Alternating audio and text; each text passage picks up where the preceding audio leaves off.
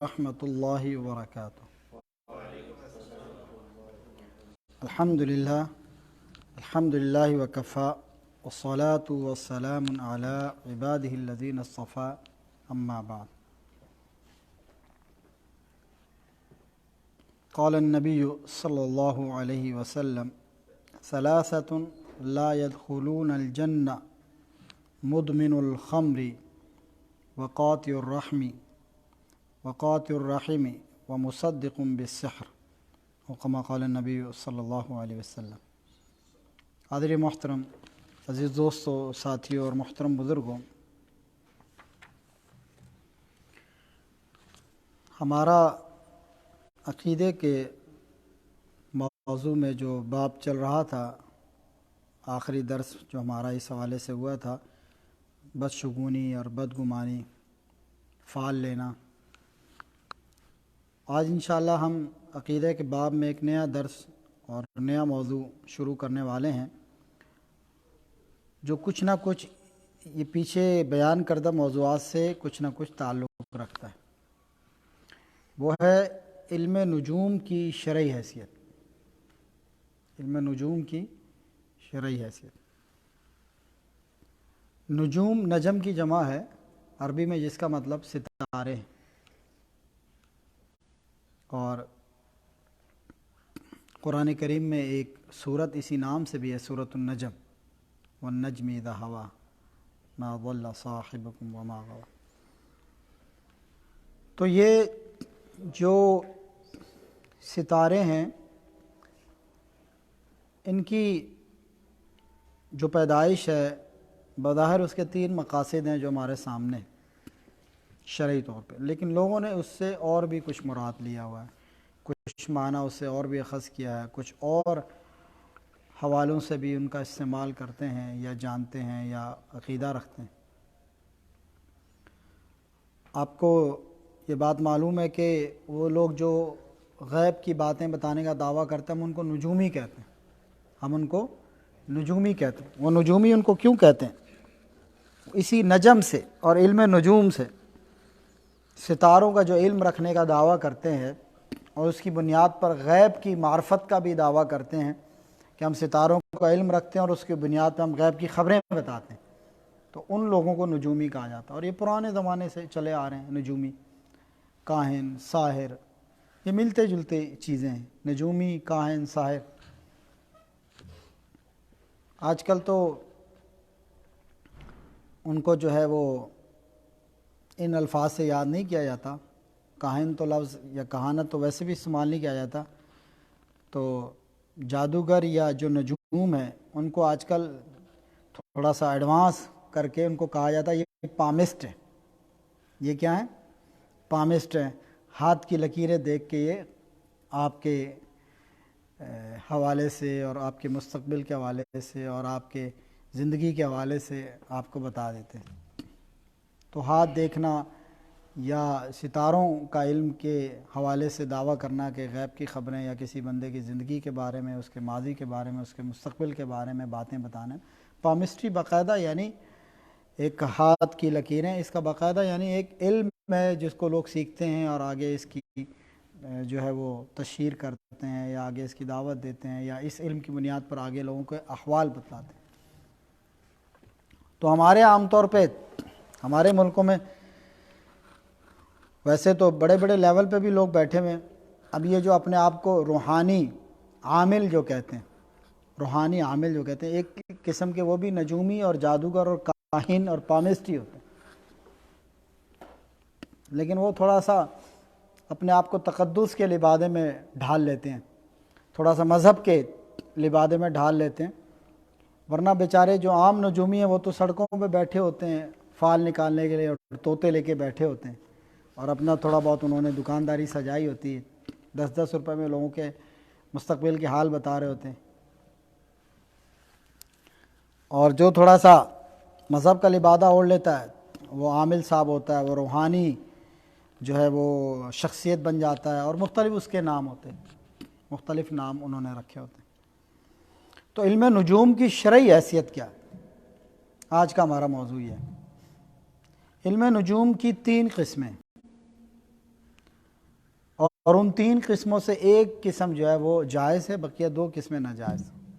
پہلی قسم یہ عقیدہ رکھنا کہ ستارے از خود مؤثر ہوتے ہیں، ستاروں کے اندر تاثیر ہوتی ہے اور یہ ان سے اثر کنورٹ ہوتا ہے اور یہ خود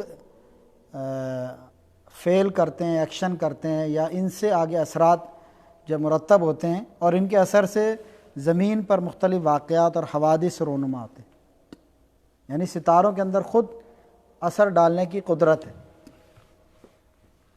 اور ایسا سمجھنا ان کی عبادت کے مترادف ہے۔ یعنی اس کا مطلب آپ ستارے کو کسی قدرت کا مالک سمجھ رہے ہیں، کسی قدرت کا مالک سمجھ رہے ہیں، آپ اس کو نفع نقصان کا مالک سمجھ رہے ہیں۔ جب آپ نے اس میں تاثیر مان لی، مؤثر اس کو مان لیا کہ ستارہ جو ہے وہ نفع بھی پہنچا سکتا، نقصان بھی پہنچا سکتا ہے، یہ ان کی عبادت کے مترادف ہے۔ اور آپ کے شاید علم میں ہو کہ اس دنیا کے اندر ستاروں کی بھی پوجا ہوتی رہی ہے، اور شاید بھی آج بھی کی دنیا میں کسی کونے میں یہ مذہب یا یہ عقیدہ موجود ہو، لیکن پرانے وقتوں میں ستاروں کی بھی پوجا ہوتی تھی، ستارہ پرستی جس کو کہا جاتا تھا۔ جیسے سورج کی پوجا ہوتی تھی، چاند کی پوجا ہوتی تھی، درختوں کی، شجر و حجر کی، اسی طرح ستاروں کی بھی پرستش ہوتی تھی، ستارہ پرستی جس کو کہا جاتا تھا۔ لوگ ستاروں کو بھی کسی قوت کا مالک، قدرت کا مالک، نفع نقصان کا مالک سمجھتے تھے۔ اہل علم کا اجماع ہے کہ ایسا عقیدہ رکھنا کفر ہے اور قوم ابراہیم کے شرک جیسا بڑا شرک ہے۔ غالباً حضرت ابراہیم علیہ السلام کی قوم شاید وہ بھی ہے ستاروں کی، اور یہ لگتا ہے کہ اس ابراہیم علیہ السلام کی قوم ستاروں کو پوجتی تھی، کیونکہ حضرت ابراہیم علیہ السلام کے بارے میں جب ہم سورہ ابراہیم میں پڑھتے ہیں تو وہ کہتے ہیں کہ وہ ستارہ نمودار ہوا اور انہوں نے کہا کہ شاید یہ میرا خدا ہے۔ جب وہ ستارہ ڈوب گیا تو کہنے لگے ڈوبنے والا تو ستارہ ہوتا نہیں ہے، وہ پورے سورہ ابراہیم کے اندر اس کی تفصیل ہے۔ پھر چاند کے بارے میں انہوں نے عقیدہ رکھا، سورج کے بارے میں عقیدہ رکھا، اور پھر آخر میں اللہ سے دعا کی۔ جب دیکھا سورج بھی ڈوب گیا، چاند بھی ڈوب گیا، ستارے بھی ڈوب گئے، انہوں نے کہا کہتے ہیں قال لا احب العافلین، کہ میں تو ڈوبنے والوں کو پسند نہیں کرتا یا ان سے محبت نہیں کرتا۔ پھر اللہ سے دعا کی کہ میری رہنمائی فرما صحیح عقیدے اور منہج کی طرف۔ تو یہ ستارہ پرستی بھی باقاعدہ ایک مذہب اور عقیدہ دنیا میں رائج رہا ہے، اور اسی سے یہ علم نجوم اور اسی سے جو غیب کا علم بتانے والے اور لوگوں کے احوال بتانے والے نجومی۔ دوسری قسم، علم نجوم کی دوسری قسم کا تعلق علم تاثیر سے ہے، یعنی یہ خود تو مؤثر نہیں ہے لیکن ان کی حرکات، ان کی سکنات، ایک دوسرے سے ان کے قرب اور بعد، ان کے طلوع اور غروب سے زمین کے اوپر واقعات اور حوادث پر استدلال کرنا۔ یعنی یہ تو نہیں کہ ڈائریکٹ یہ اثر ڈالتے ہیں، لیکن ان کی حرکات سے، ان کے قرب اور بعد سے، ان کے طلوع اور غروب سے زمین پر احوال متغیر ہوتے ہیں، حوادث ہوتے ہیں، واقعات رونما ہوتے ہیں۔ جیسے وہ مشہور حدیث آگے بھی آئے گی کہ صلح حدیبیہ کے سفر میں آپ صلی اللہ علیہ وسلم نے ایک مرتبہ رات میں بارش ہوئی، اور اس رات کی صبح جب آپ نے نماز پڑھائی تو آپ نے کہا کہ آج کچھ لوگوں نے، ہم وہ حدیث آگے بھی ہمارے موضوع سے متعلق آ رہی، اس کو پڑھیں گے تفصیل سے، لیکن یہاں تھوڑا سا ذکر ہوا تو میں اس کو اشارتاً اس کا ذکر کر کے آگے بھی چلتا ہوں۔ تو آپ نے فرمایا کہ کچھ لوگوں نے اس حالت میں آج صبح کی ہے ایمان کی حالت میں، اور کچھ لوگوں نے اس حالت میں صبح کی ہے کہ کفر کی حالت۔ یہ کچھ لوگوں کی صبح کفر کی حالت میں ہوئی ہے اور کچھ لوگوں کی صبح ایمان کی حالت میں۔ صاحب نے پوچھا کیسے اللہ کے رسول؟ آپ نے فرمایا کہ جنہوں نے یہ عقیدہ رکھا کہ رات کو جو بارش ہوئی فلاں فلاں ستارے کی گردش سے، حرکت سے، ادھر سے ادھر جانے کی وجہ سے بارش ہوئی ہے، انہوں نے صبح کفر کے اندر کی۔ اور جنہوں نے یہ عقیدہ رکھا کہ بارش اللہ کے فضل اور اس کی رحمت سے ہوئی ہے، اس کے اذن سے ہوئی ہے، انہوں نے صبح ایمان کی حالت میں کی، کیونکہ بارش برسانے والا اللہ ہے، ستاروں کی حرکت سے کچھ نہیں ہوتا۔ اللہ کا حکم ہوگا تو ہو جائے گی، اللہ کا حکم نہیں ہوگا، ستارے الٹے بھی ہو جائیں تو کچھ نہیں ہونے والا۔ بات سمجھ میں آئی؟ تو یہ دوسری قسم، اور یہ کہانت یعنی غیب کی خبریں دینے کی مانند ہے۔ جس طرح نجومی لوگ کاہن لوگ غیب کی خبریں دیتے ہیں نا، ایسا ہو جائے گا تو ویسا ہو جائے گا، اسی طریقے سے ستاروں کا علم رکھنے والے کہتے ہیں جب ستارہ فلاں جو ہے وہ گردش کرے گا یا سفر کرے گا یا فلاں ستارہ اس جگہ پر طلوع ہوگا یا فلاں ستارہ فلاں مقام پہ فلاں وقت میں پایا جائے گا تو ایسا ہو جائے گا۔ میں نے آپ کو پہلے بھی یہ بات اپنے موضوعات کے اندر عقیدے کے باب میں بتلائی ہے کہ باقاعدہ ستاروں کا علم ایک علم ہے، لوگ اس کو مانتے ہیں اور اس کے حوالے سے جو ہے لوگوں کو بتلاتے ہیں کہ یہ ہفتہ ستاروں کی روشنی میں یہ ہفتہ آپ کا کیسا رہے گا۔ یہ باقاعدہ کالم آتا ہے، مضمون آتا ہے اخباروں میں، رسائل میں، تو ستاروں کے حساب لگا کے بتلاتے ہیں کہ آپ نے یہ ہفتے میں سفر نہیں کرنا یا یہ ہفتے میں سفر کرنا، یا آپ کا منگل کا دن ایسا رہے گا تو پیر کا دن ایسا رہے گا تو بدھ کا دن ایسا رہے گا۔ یہ چیزیں باقاعدہ ہمارے ملکوں میں رسائل اور میگزینوں کے اندر یہ چیزیں آتی ہیں۔ ستاروں کا علم، ستارے کیا کہتے ہیں؟ ستاروں کا کوئی علم نہیں، ستارے کچھ نہیں کہتے۔ جن مقاصد کے لیے وہ انشاءاللہ ہم پڑھیں گے، جن کے لیے اللہ نے ان کو تخلیق کیا، تو یہ ایسا کرنے والے کو نجومی کہا جاتا ہے۔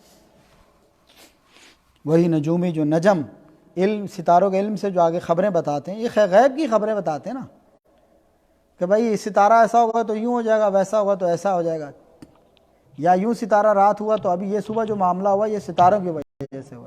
جیسے میں نے آپ کو بارش کی مثال دی کہ رات بارش ہوئی، صبح لوگوں نے کہا جی ستاروں نے حرکت کی، یہاں سے وہاں گئے، یا یوں ہوا، ستاروں کا اس طرح کا معاملہ ہوا، ستاروں کی وجہ سے بارش ہو گئی۔ اور نجومیوں کو یہ باتیں شیاطین بتاتے ہیں، جو ان میں کچھ باتیں صحیح ہوتی ہیں، جو نجومی لوگوں بتاتے ہیں ان میں کچھ باتیں صحیح ہوتی ہیں، وہ دراصل شیاطین ان کو بتاتے ہیں۔ یہ قسم بھی حرام، کبیرہ گناہ اور اللہ کے ساتھ کفر ہے۔ دونوں قسمیں حرام، ایک خود مؤثر اور ایک ان کے ذریعے تاثیر ہوتی ہے یا واقعات رونما ہوتی ہے۔ یہ دونوں عقیدے رکھنے حرام ہے، کفر ہے، کبیرہ گناہ۔ بات سمجھ آ گئی، کلیئر ہو گئی۔ تیسری قسم جسے جائز قسم قرار دی، علم نجوم کی تیسری قسم جسے علم تأثیر کہا جاتا ہے، اس میں ستاروں کی رفتار، حرکات سے قبلہ معلوم کرنا، اوقات معلوم کرنا اور موسموں کا تعین کرنا۔ بعض اہل علم نے اس کی اجازت دی، اس میں بھی اختلاف ہے، بعض اہل علم نے اس کی اجازت نہیں دی، اس کو جائز قرار نہیں دیا، اور بعض نے جائز قرار دیا، اس لیے کہ یہ لوگ ستاروں کی رفتار، حرکات، ان کے ایک دوسرے سے قریب ہونے یا دور ہونے یا ان کے طلوع و غروب سے محض وقت اور زمانے کا تعین کرتے ہیں۔ وہ ستاروں کے ان حرکات کو کسی کام کے لیے سبب اور اثر قرار نہیں دیتے، کسی کام کے لیے سبب اور اثر نہیں قرار دیتے۔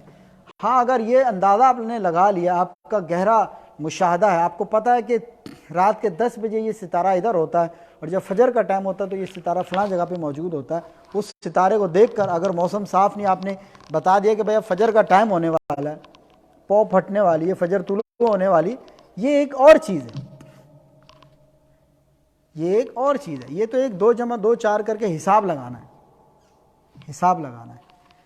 تو یہ آپ نے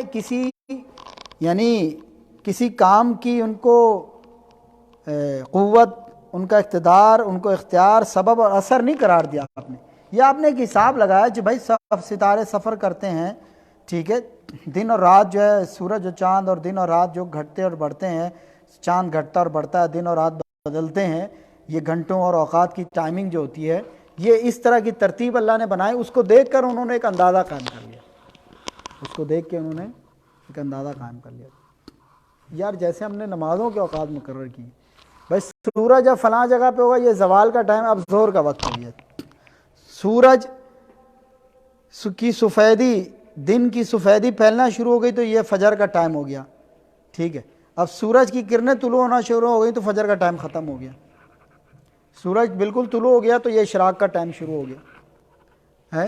اب سورج ڈھلنا شروع ہو گیا تو یہ عصر کا ٹائم ہو گیا، اب سورج غروب ہو رہا ہے تو یہ مغرب کا ٹائم ہو گیا۔ یہ ایک اندازہ اور اوقات کا تعین ہے، اس میں کوئی پامسٹری نہیں ہے، اس میں کوئی علم نجوم نہیں ہے، اس میں کوئی جو ہے وہ کوئی راکٹ سائنس نہیں ہے، اس میں ایک اندازہ ہے، ایک حساب ہے، ایک حساب ہے۔ جیسے ہر شعبے کا آدمی اپنا اپنا حساب لگاتا ہے، کاربائی ہے وہ اپنا حساب لگاتے ہیں، ٹھیک ہے، اتنی تار ہوگی، یہاں پہ یہ لگایا جائے گا، یہ ارتھ دیا جائے گا، نیوٹرل ہوگا، یہ فلاں ہوگا تو یہ اس طرح ملے گا، یہ کنیکشن کریں گے۔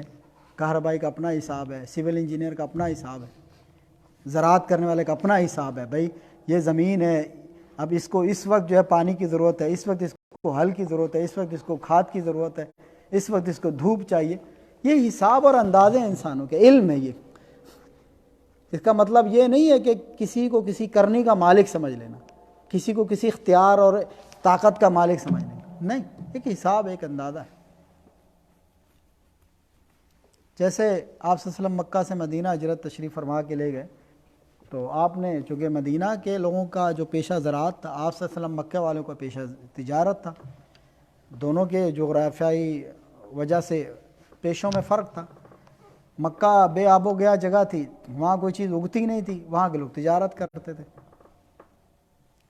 مدینہ جو تھا وہ زرخیز اور سرسبز جگہ تھی، اور وہاں جو ہے وہ کھجوروں کے باغات اور سرسبز ہوتا تھا، تو وہاں کے لوگ کسان تھے یا باغات یا کھجوریں یا درخت پالنے والے یا اگانے والے تھے، لیکن مکہ والوں کو اس کا اتنا تجربہ نہیں تھا۔ آپ صلی اللہ علیہ وسلم جب آئے، آپ نے دیکھا کہ وہ جو مدینہ کے انصار ہیں وہ جو ہے مادہ کھجوروں کو نر کا بور دیا کرتے ہیں تاکہ پیداوار اچھی ہو۔ آپ نے اس سے منع کر دیا، اگلے سال فصل کم ہوئی، آپ نے سبب دریافت کیا، بھائی سال فصل کیوں کم ہوئی؟ انہوں نے کہا آپ نے منع کر دیا بور دینے سے، ہم بور دیتے تھے فصل اچھی ہوتی تھی، آپ نے منع کر دیا، ہم نے نہیں دیا تو فصل۔ آپ نے فرمایا کہ تم پھر دنیا کے معاملات کو مجھ سے بہتر سمجھتے، اپنے معاملات جو دنیاوی ہیں ان کو، یہ تو میری ایک رائے تھی، یعنی مقصد آپ کا یہ تھا، میری ایک رائے تھی کہ ایسا نہیں کرنا چاہیے، تو انہوں نے اس کو بھی دین کا حکم سمجھ کے اس سے رک گئے، لیکن اس میں کوئی قباحت نہیں تھی، کوئی ایسی اگر شرعی حدود کو تجاوز نہ کر رہا ہو، دنیاوی معاملات ہوں ہیں تو اللہ اکبر۔ اس لیے فرمایا کہ یہ جو ستاروں کی حرکات ہیں، ان کی رفتار، حرکات، ایک دوسرے سے قریب ہونا، دور ہونا، طلوع و غروب، اس سے محض وقت اور زمانے کا تعین کرتے ہیں۔ ہاں بھائی اب رات ہو گئی ہے، اب دن ہو گیا ہے، اب اتنا ٹائم گزر گیا، ٹھیک ہے۔ آپ کو معلوم ہے کہ جو پہلے لوگ تھے وہ ستاروں کو دیکھ کے راستوں کا تعین کیا کرتے تھے، سمتوں کا تعین کیا کرتے تھے، صحراؤں میں بھی اور سمندروں میں بھی۔ پہلے ایسے جدید آلات کہاں ہوتے تھے، یہ لوکیشن پہلے کہاں ہوتی تھی ہیں؟ لوکیشن تو یہ تو خیر ابھی کی 2-4 سال کی بات ہے، اور بھی بہت سارے جو آلات ہیں جو اب استعمال ہوتے ہیں، جہازوں کے اندر استعمال ہوتے ہیں یا لوگ صحراؤں میں استعمال کرتے ہیں، سمتوں کا تعین کرتے ہیں۔ پہلے کچھ بھی نہیں ہوتا تھا، لوگ انہی چیزوں سے تعین کرتے تھے، ستاروں کو دیکھ کر سمت کا تعین کرتے تھے، قبلے کا تعین کرتے تھے، مشرق اور مغرب کا تعین کرتے تھے، ٹائم کا تعین کرتے تھے۔ اب آپ اور میرے جیسا آدمی صحرا میں چل رہا ہے، اگر اس کے پاس گھڑی نہیں ہے، موبائل آف ہو گیا، موبائل کی بیٹری جواب دے گئی ہے، گھڑی نہیں ہے، آپ اور ہم رات کا ٹائم ہے، کیسے اندازہ کریں گے وقت کا؟ وہ لوگ جو پرانے وقتوں کے لوگ تھے اور جو اس کا علم رکھتے تھے، ان کو پتہ ہوتا تھا کہ اب رات کا کون سا پہر چل رہا ہے، اب رات کی کون سی گھڑی چل رہی ہے، فجر میں کتنا ٹائم رہ گیا۔ بہت دور نہ جائیے، ہمارے اپنے بزرگ اندازہ لگا لیتے تھے رات کو اب فجر میں اتنا ٹائم رہ گیا۔ گھڑیاں نہیں ہوتی تھی، صرف ستاروں کو دیکھ کر وہ ٹائم کا اندازہ لگا کے اپنا مسجد پہ جا کے ٹائم سے تہجد کیے، فجر کے اذانیں دیا کرتے تھے۔ پہلے لوگوں کے پاس گاؤں دیہاتوں میں کہاں گھڑیاں ہوتی تھیں؟ ایسا ہے کہ نہیں مبروک بھائی؟ اگر میں پوچھوں گا آپ کے گاؤں علاقے میں پہلے جو بزرگ لوگ تھے، گھڑیاں نہیں ہوتی تھی، وقت کا تعین کیسے کرتے، کا اندازہ کیسے لگاتے تھے؟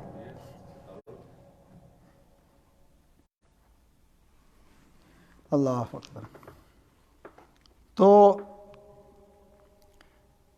اتنی بات کرنے یا اس مقصد کے لیے ستاروں کا علم حاصل کرنے میں شرعاً کوئی قواعد نہیں، بلکہ اس کی اجازت ہے۔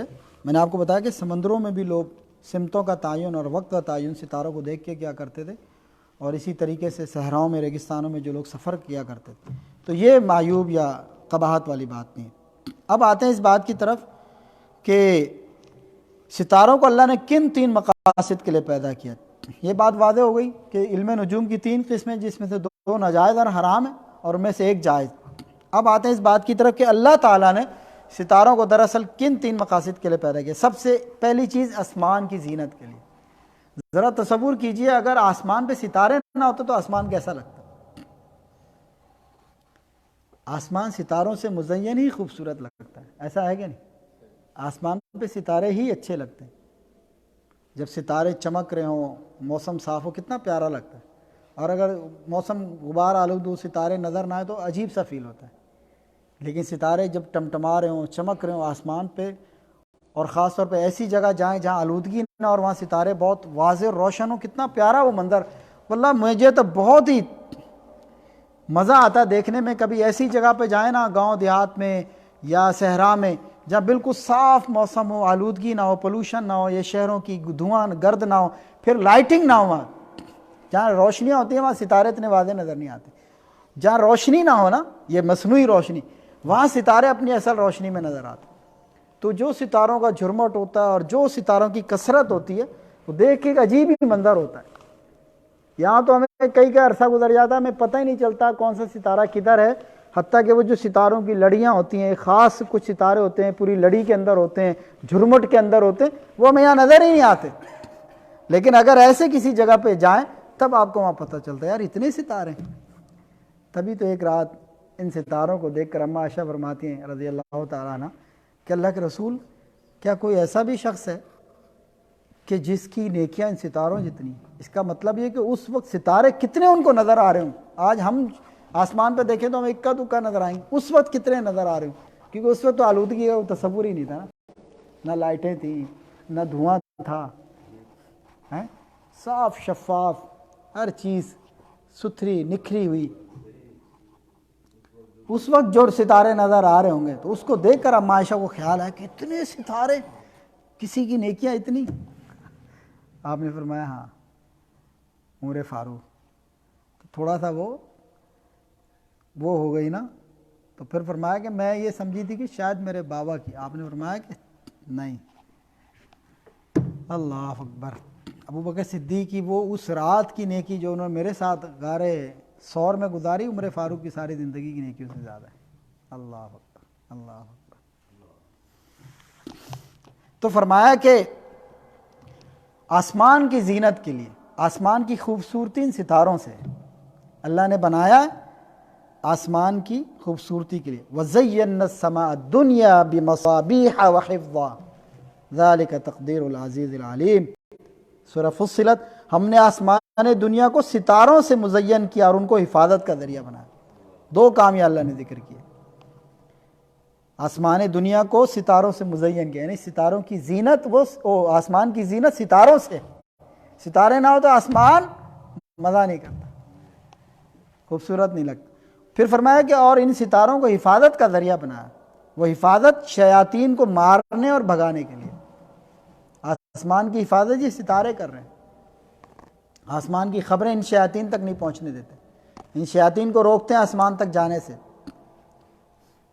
شیاطین کو مارنے اور بھگانے کے لیے۔ اور کئی دفعہ ہم یہاں بتا چکے ہیں کہ وہ جو شہاب ثاقب، روشنی کا جو ایک ٹکڑا یا گولا ہمیں ٹوٹتا ہوا اور زمین کی طرف آتا ہوا نظر آتا ہے، وہ یہی ستارے ہوتے ہیں جو شیاطین کو لگتے ہیں اور پھر وہ جلتے ہیں، اور وہ جلتے ہوئے ہمیں نظر آتے ہیں، یہی شہاب ثاقب ہوتے ہیں۔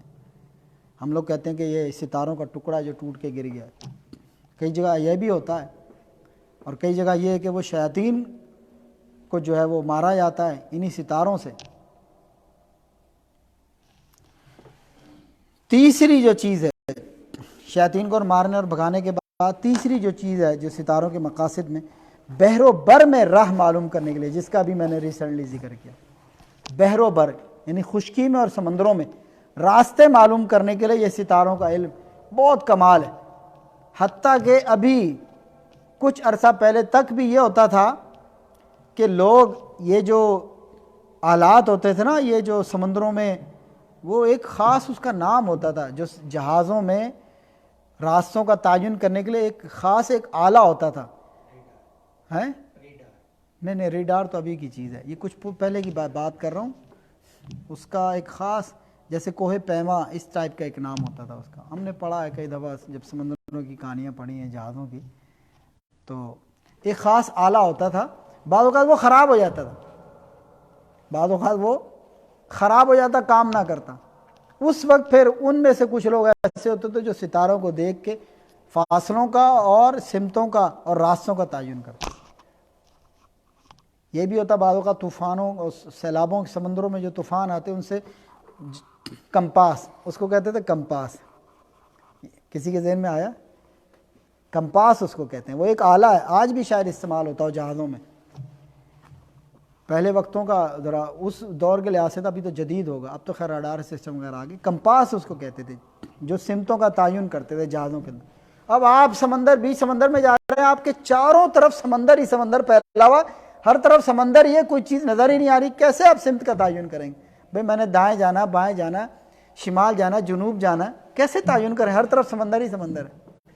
آپ کو کیا پتا میں نے چائنا جانا، چائنا اس طرف ہے، اس طرف ہے یا اس طرف ہے؟ ہر طرف تو سمندر ہی نظر آ رہا ہے۔ وہ یہ کمپاس بتاتے تھے، سمتوں کا تعین کرتے تھے، اور جب وہ خراب ہو جاتے تھے تو لوگ انہیں ستاروں کے ذریعے راستے معلوم کرتے، یا بھٹک جاتے اگر سیلاب میں، سمندر طوفانوں میں، تو انہیں ستاروں کے ذریعے سمتوں کا تعین معلوم کرتے تھے۔ تو یہ 3 چیزیں ہیں۔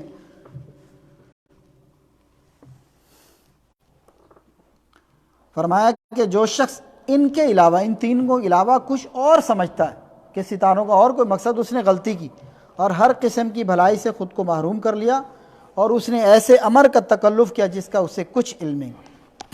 یہ صحیح بخاری بدء الخلق، تخلیق کی، خلق کی ابتدا کہاں سے ہوئی، اور اس کے اندر یہ کتاب ہے، یعنی موضوع پھر باب فی النجوم، اور باب اس میں نجوم، اس کے اندر جو ہے یہ امام ابن قتادہ کا قول امام بخاری لے کر آئے، یہ والا قول کہ اللہ نے ستاروں کو 3 مقاصد کے لیے پیدا کیا: آسمان کی زینت کے لیے، شیاطین کو مارنے اور بھگانے کے لیے، بحر و بر میں راستہ معلوم کرنے کے لیے، بحر و بر میں راستہ معلوم کرنے کے لیے۔ تو جو شخص ان کے علاوہ کچھ اور سمجھتا اس نے غلطی کی اور ہر قسم کی بھلائی سے خود کو محروم کر لیا، اور اس نے ایسے امر کا تکلف کیا جس کا اسے کچھ معلوم نہیں۔ شیاطین کے مارنے اور بھگانے کے معنی پر بہت سی آیات دلالت کرتی ہیں، جیسے ہم نے یہ آیت پڑھی وَزَيَّنَّا السَّمَاءَ الدُّنْيَا بِمَصَابِيحَ وَحِفْظًا، ہم نے ستاروں کو بنایا آسمان کی زینت کے لیے بھی اور آسمان کی حفاظت کے لیے بھی۔ اور قتادہ رحمہ اللہ کا یہ قول کہ جس نے ستاروں کی تخلیق کا ان 3 مقاصد کے علاوہ کچھ اور مقصد سمجھا اس نے غلطی کی، اور اس نے ایسے امر کا تکلف کیا جس کا اسے کچھ علم نہیں۔ یہ اس لیے ہے کہ یہ ستارے اللہ کی مخلوق ہیں، اور ہمیں ان کے صرف انہی اسرار کا علم ہو سکتا ہے جن سے اللہ تعالی ہمیں مطلع فرمائے، باخبر فرمائے، جن کا علم اللہ تعالیٰ ہمیں دے۔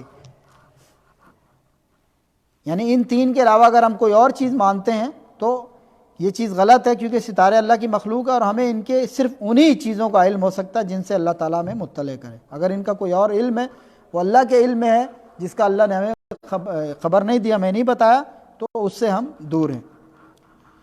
اسی طریقے سے امام حرب رحمہ اللہ کا بیان ہے کہ قتادہ رحمہ اللہ نے منازل قمر کا علم سیکھنے کو مکروہ اور ناپسندیدہ گردانا، اور ابن عیینہ نے بھی اس علم کے حصول کی اجازت نہیں دی۔ البتہ امام احمد اور امام اسحاق رحمہم اللہ نے اس علم کے حصول کی اجازت دی ہے، کیونکہ اللہ تعالیٰ فرماتا ہے، یعنی اس چیز میں بھی اختلاف ہے، جو چاند کی جو منزلیں، چاند کی منزلیں، چاند کا بھی جو سفر کا جو ٹائم اور پیریڈ ہے اس کی منزل لوگوں نے بنائی ہوئی، چاند کی منزل، تو اس حساب سے بھی لوگ اپنا تعین کرتے ہیں سفر کا، راستوں کا، سمتوں کا۔ تو بعض ائمہ نے، اہل علم نے اس علم کو سیکھنے کو مکروہ ناپسندیدہ گردانا، جبکہ بعض ائمہ نے اس کی اجازت دی ہے۔ جنہوں نے اجازت دی ہے انہوں نے دلیل قرآن سے لیے۔ اللہ تعالیٰ فرماتے ہیں وَالْقَمَرَ نُورًا وَقَدَّرَهُ مَنَازِلَ لِتَعْلَمُوا عَدَدَ السِّنِينَ وَالْحِسَابَ، اور یہی راجح قول ہے۔ فرمایا کہ سورہ یونس اللہ رب العالمین نے چاند کو روشن بنایا، وَالْقَمَرَ نُورًا، چاند کو روشن بنایا، وَقَدَّرَهُ مَنَازِلَ، اور اس کی منزلیں مقرر کی۔ یہ جو 30 دن یا 29 دن کا جو چاند کا سفر ہے نا،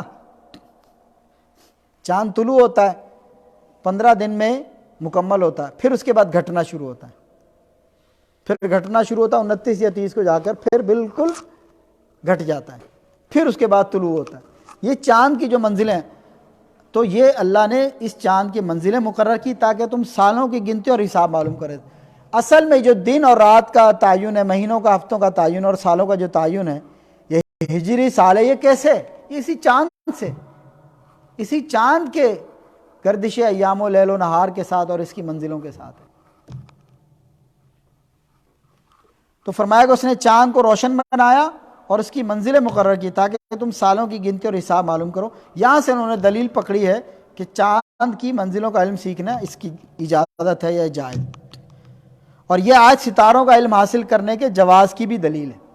یہ آیت ستاروں کا علم، وہ علم کہ جس کا علم حاصل کرنے سے اللہ کی نعمت اور اس کے احسان اور اس کی شان کا اندازہ ہو سکے، وہ علم نہیں جو آپ کو غیب تک لے جائے، بلکہ وہ علم، ستاروں کا وہ علم جس کے ذریعے آپ یعنی ان کی حرکات، ان کے قریب اور دور ہونا، ان کی رفتار، طلوع و غروب سے وقت زمانے کا تعین کرنا، سمندری اور خشکی میں راہیں معلوم کرنا، سمتوں کا تعین کرنا، یہ وہ علم ہے جس کی اجازت ہے، جس کا پیچھے بھی ذکر ہوا ہے۔ اسی دلیل، اسی قرآن کی آیت سے وَقَدَّرْنَا مَنَازِلَ وَالْقَمَرَ نُورًا وَقَدَّرْنَا مَنَازِلَ وَقَدَّرَهُ مَنَازِلَ لِتَعْلَمُوا عَدَدَ السِّنِينَ، اسی سے علماء نے دلیل پکڑی ہے۔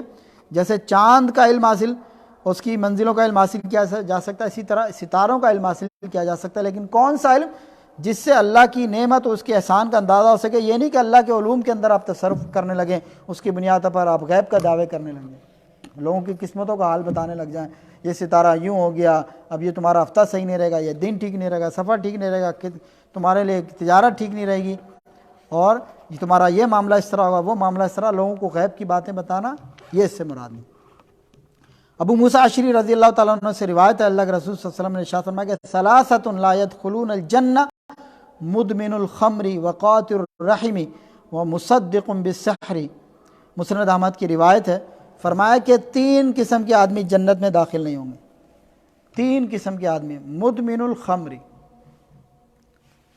عادی شراب پینے والا، عادی شراب پینے والا، مستقل شرابی ہے، ایک ہے کہ شخص نے کبھی پی ہے پھر اس کے بعد جو ہے چھوڑ دی ہے، شوقیہ پی لی، چھوڑ دی ہے، توبہ کر لی۔ ایک بندہ عادی شرابی ہے، اسی حال میں اس کی موت ہو جاتی، عادی شرابی۔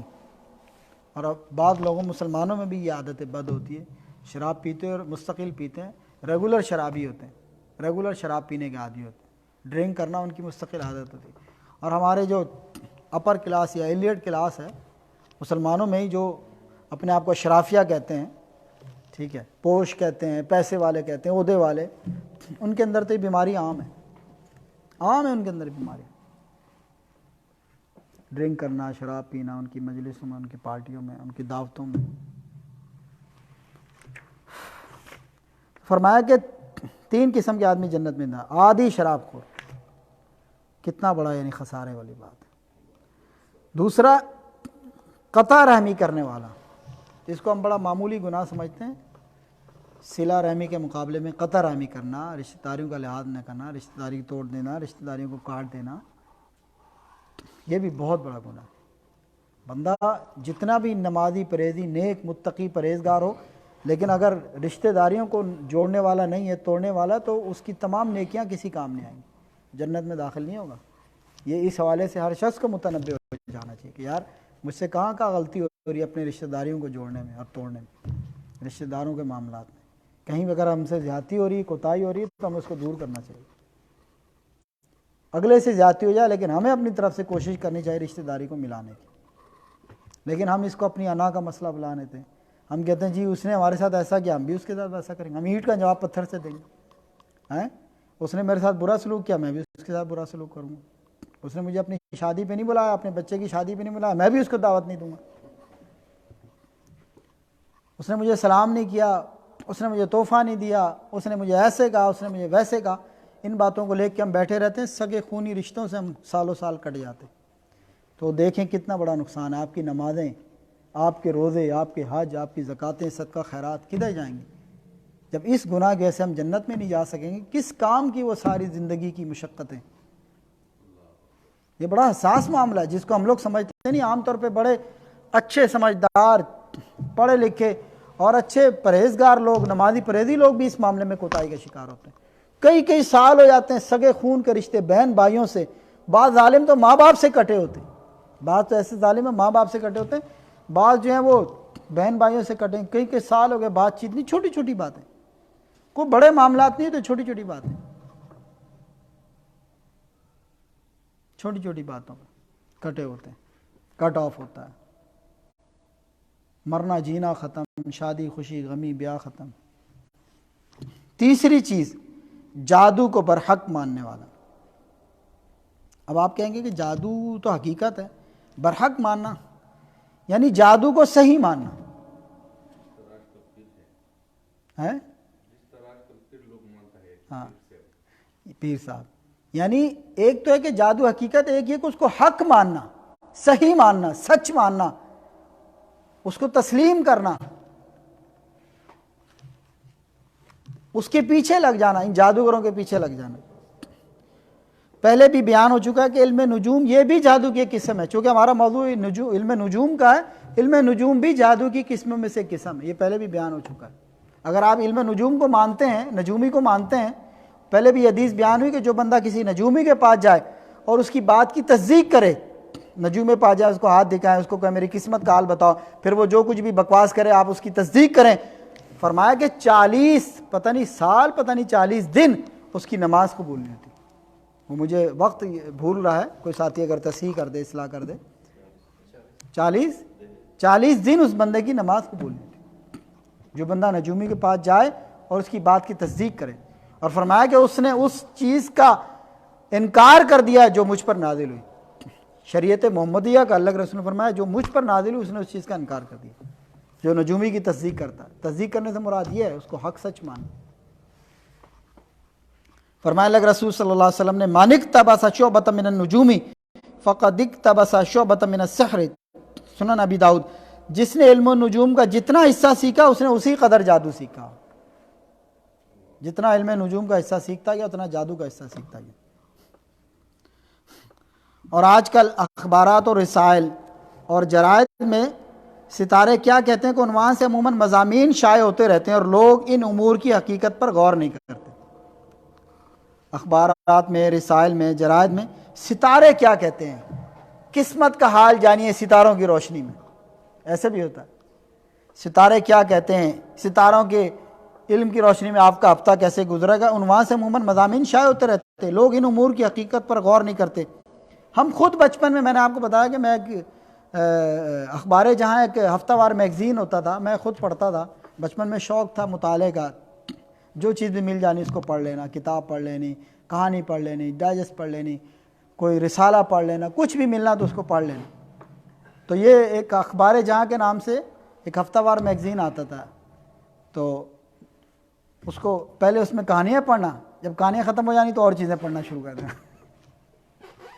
حتیٰ کہ یہ بھی میں پڑھتا تھا، ایمان نہیں تھا، ویسے ہی سرسری طور پہ کیا کہہ رہے ہیں، یہ کیا چیز بول رہے ہیں. اس وقت اتنی سمجھ بھی نہیں تھی ان چیزوں کی، لیول نہیں تھا اتنا سمجھ کا کہ ان کو سمجھ سکتے. پڑھتے تھے کیا کہہ رہے ہیں بس. اور میرا خیال ہے کہ آج بھی یہ کالم، یہ پیج اس اخبار جہاں کے اندر آج بھی چلتا ہے. لوگ ان امور کی حقیقت پر غور نہیں کرتے. ستاروں اور برجوں کی تاثیر کا عقیدہ رکھنا یہی تو کہانت ہے. اس کی تردید اور لوگوں کو اس کے بارے میں وضاحت کرنے کی اور آگاہی دینے کی ضرورت ہے. ایسے رسائل اور اخبارات نہ گھروں میں لائے جائیں، نہ پڑھے جائیں، نہ کسی کو دیے جائیں. ہو سکتا ہے کوئی پڑھ کے کسی کا عقیدہ اسی کے مطابق بن جائے. لوگوں کے اندر کہاں سمجھ عقل ہے، یا لوگوں کے اندر کہاں فہم ہے، یا لوگ کہاں عقیدے کو سمجھتے ہیں. وہ تو ایسی چیزوں سے متاثر ہو جاتے ہیں.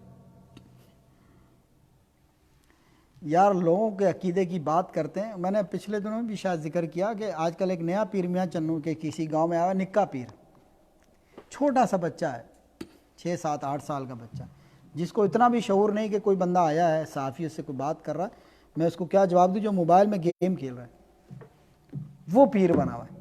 یہ لوگوں کے عقیدے کی حالت ہے. جس کو شاید ابھی طہارت کا بھی نہیں پتہ، لوگ اس کے بعد اپنے مسئلے حل کرانے کے لیے آئے ہیں. یا اللہ، اس سے بڑھ کے بھی کوئی لوگوں کی جہالت کی کوئی انتہا ہو سکتی؟ لوگوں کا آپ لیول تو چیک کریں.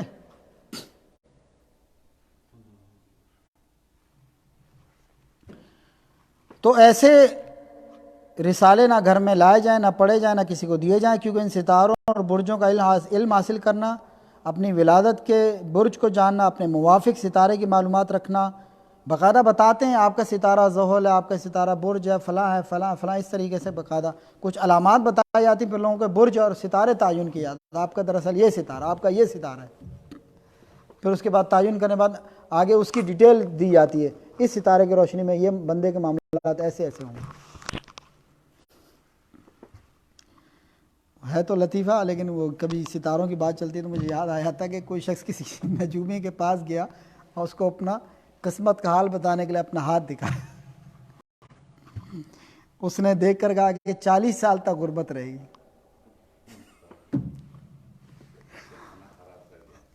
تو اس نے خوش ہو گیا کہ چلو 40 سال تک رہے گی، اس کے بعد تو اچھے حالات ہوں گے. پوچھتا پھر 40 سال کے بعد، کہتا اس کے بعد آپ کو عادت پڑ جائے گی.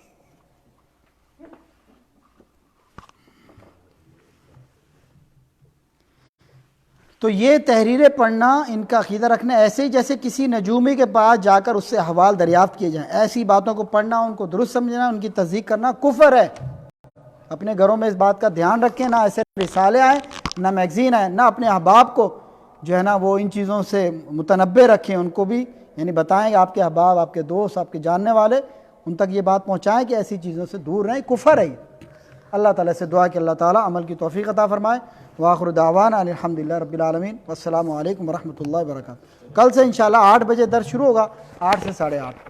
بکرہ انشاءاللہ 7:08.